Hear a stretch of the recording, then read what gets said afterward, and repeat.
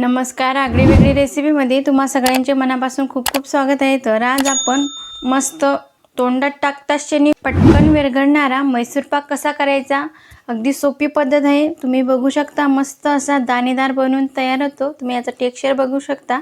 यामध्ये आपण अजिबात रंग मिसळला नाही, याचा नॅचरल रंग आहे। तुम्ही बघू शकता छान जाळीदार हा मैसूर पाक झाला आहे।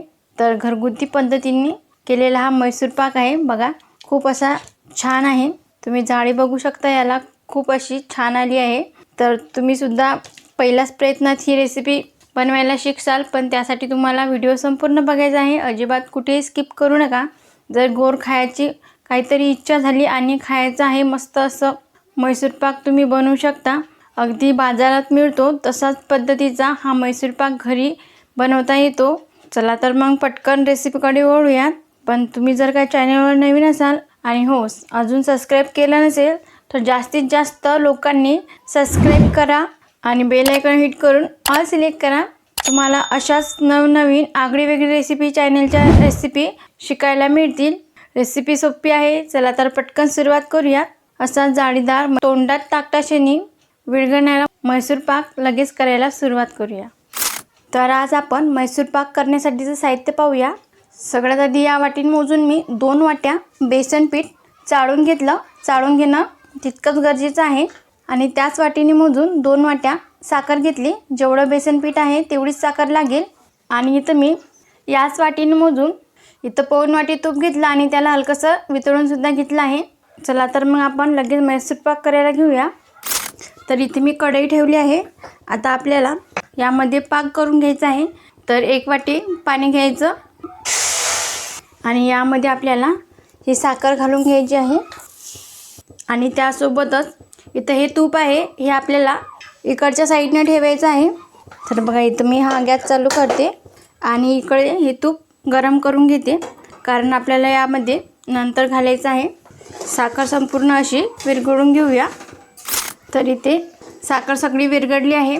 आता आपल्याला याचा एकतारी असा पाक करून घ्यायचा आहे। 5 ते 6 मिनटं छान हा दाटसर होईपर्यंत एकतारी असा घट्ट पाक बनवायचा आहे। जोवर एक तार निघत नाही तोवर आपल्याला हे मिश्रण छान असं शिजवून घ्यायचं आहे। गॅस मंद आचेवर ठेवायचा आणि तार निघेपर्यंत पाक शिजून घेऊया। आता तुम्ही बघू शकता पाक छान असा घट्ट झाला, मस्त यावरती असा फेस आला आहे। आता आपण चेक करून बघूया। असं बोटावर सिरप घ्यायचं, थोडंसं फुंकर मारायचं आणि बघा तुम्हाला जवळून दाखवते, छान याचा एक तार असा निघत आहे। आपल्याला इतपतच मिश्रण शिजून घ्यायचं आहे। आता आपण गॅस बंद करूया आणि यामध्ये एका हाताने बेसन पीठ घालायचं आणि एका हाताने हे छान मिक्स करून घ्यायचं, जेणेकरून याच्या गुठळ्या मोडल्या गेल्या पाहिजे। हे व्यवस्थित असं मिक्स करून घ्यायचं।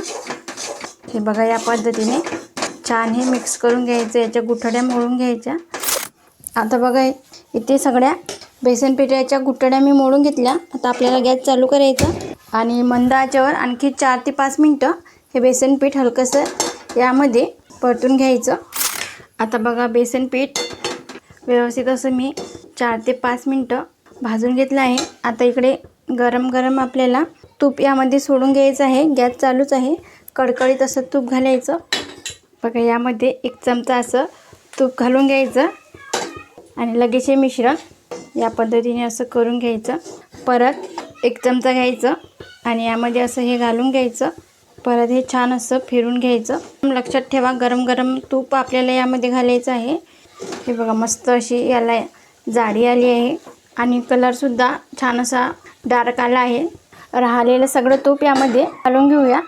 हे बघा राहिलेलं सगळं तूप यामध्ये घालायचं आणि परत हे यामध्ये असं मिक्स करून घेऊया। तुम्ही बघू शकता मस्त अशी जाडी आली याला। बघा छान याला परतून घेतलं। आता हे मिश्रण गरम आहे, तर गरम गरमच आपल्याला हे परातमध्ये घालून घ्यायचं आहे। आता मी इथं एक अशी परात घेतली आहे, याला तूप लावून घेतलं। आता हे मिश्रण गरम असतानाच आपल्याला यामध्ये घालून घ्यायचं आहे। हे बघा सगळं मिश्रण यामध्ये घालून घेऊया आणि याला आता हलक्या हाताने असं दाबून घ्यायचं, जास्त जोरात नाही। या पद्धतीने हलकंसं याला असं दाबून घ्यायचं थोडं। आता बघा इथं हे मिश्रण 5 मिनटं हलकंसं कोमट करून घेतलं मी। आता लगेच आपल्याला याच्या वड्या कट करून घ्यायच्या आहे। थंड झाल्यावर वड्या याच्या पडतील नाही। बघा या पद्धतीने अशा ह्या कट करून घ्यायच्या। उभे कट लावले, आता आडवे कट लावूया. आता हे मिश्रण 1 तास छान असं सेट करून घेऊया. इथं 1 तास झाला आहे. मैसूर पाक सेट होण्यासाठी 1 तास मी बाजूला ठेवला होता. आता आपण हा काढून घेऊया. बघा इथं अशी एक मोठी परात घेतली आणि यामध्ये आपल्याला हा मैसूर पाक असा काढून घ्यायचा आहे.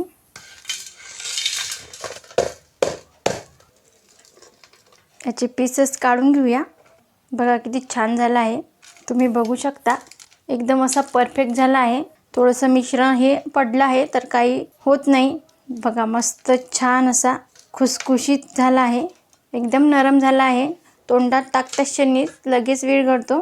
सगळे पीसेस आपण काढून घेऊया याचे. बघा इथे आपला मैसूर पाक बनवून तयार आहे आणि तुम्ही बघू शकता मस्त छान असा जाळीदार झाला आणि खाण्यासाठी तोंडात टाकताच क्षणी लगेच विरघळेल असा झाला आहे. अजिबात कडक होत नाही. तर घरगुती केलेल्या सोप्या पद्धतीने हा मैसूर पाक आहे. तर बघा मस्त असा जवळून दाखवते, छान असा दाणेदार झाला आहे. यामध्ये मी रंग घातलेला नाही म्हणून हा असा दिसत आहे. नाही मला असंच पाहिजे होता. मस्त आपला मैसूर पाक बनवून तयार आहे. रेसिपी खूप सोपी आहे. फक्त मेजरमेंट अचूक प्रमाणात घेतलं तर मैसूर पाक बिघडत नाही. तुम्ही सुद्धा एकदा ही रेसिपी नक्की करून बघा. तुम्हाला खूप आवडेल. जर तुम्हाला आजचा व्हिडिओ आवडला तर लाईक करा. जास्तीत जास्त तुमच्या फ्रेंड फॅमिलीसोबत शेअर करा. कमेंटमध्ये सांगायला विसरू नका की रेसिपी कशी झाली ते. तसेच आगळी वेगळी रेसिपीला सबस्क्राईब करायला विसरू नका आणि त्याचबरोबर बेल आयकॉन हिट करून ऑल सिलेक्ट करा. ज्याने काही मी छान छान रेसिपी अपलोड करेल त्याची नोटिफिकेशन तुम्हाला येऊन जाईल. आज वेळात वेळ काढून तुम्ही ही रेसिपी बघितल्याबद्दल तुम्हा सगळ्यांच्या मनापासून खूप खूप धन्यवाद. अशीच छान छान रेसिपी तुम्ही सुद्धा बनवून खात जा. भेटूया नेक्स्ट व्हिडिओमध्ये.